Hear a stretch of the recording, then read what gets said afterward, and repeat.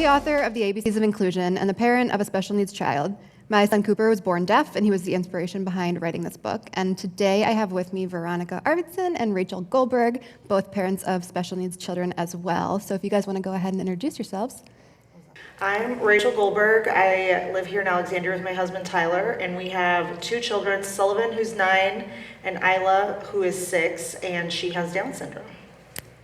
My name's Veronica Arvidsson. I'm from the Alexandria area. We live here with my husband and my 3 children. Liam is my oldest. He is 12. My daughter Tessa is 10, and my daughter Thea is 7. My daughter Tessa is special needs. She has Bardet-Biedl syndrome. It's a rare genetic syndrome. There's only about 3,000 people in the U.S. that has this syndrome. For Tessa, she's gradually losing her sight, so she is going blind. She has balance issues, coordination issues, low muscle tone. She has developmental delays, learning difficulties. She has weight gain, constant hunger, which she needs a daily injection for. She has low IQ, so she's about the age of a 6-year-old.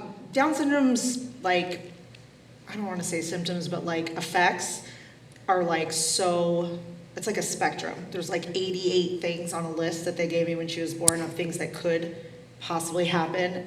Because it has to do with the 21st chromosome, and we all have a 21st chromosome, all these things can be naturally occurring in people. But right now what she's struggling with is low muscle tone. She has a speech delay, but she's further along than they were expecting. And then occupational therapy things because her hands are so tiny. She has a learning disability, so she's working on that in school, but outside of school we do physical therapy, speech, and occupational therapy. As parents, we know that it is a time-consuming job and dedication to these kids. In your opinions, what roles do parents play when it comes to that inclusion and supporting your child within the community? I think that we are their voices. We know them the best. We're teaching them how to advocate for themselves in the future when they are adults.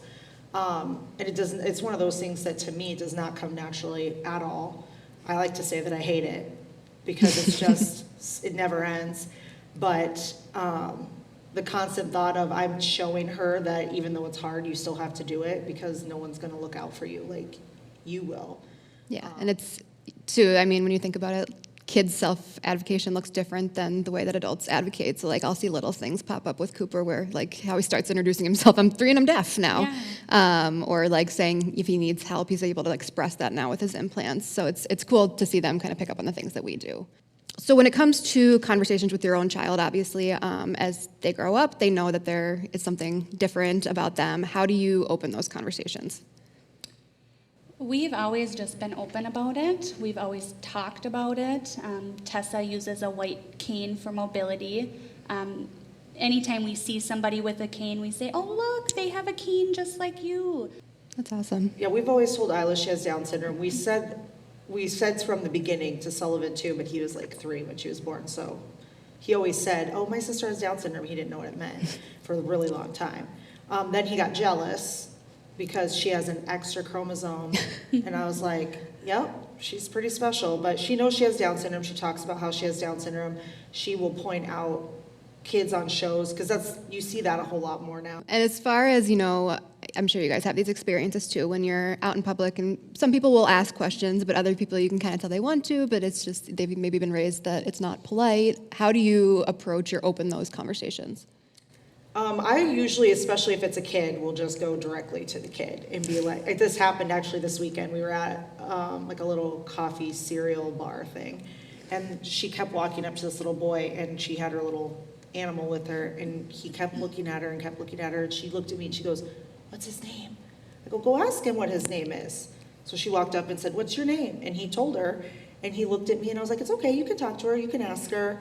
And they just were starting to talk and be a little buddies or whatever, but I also felt like that kind of opened up the parents too, to be like, oh, how old is she? What's her name? And, you know, is she in school? And like kind of just open those normal conversations that you would normally have with typical children. I always tell parents, I've never been scared of a question. If you think you're embarrassed, like I've been more embarrassed than you.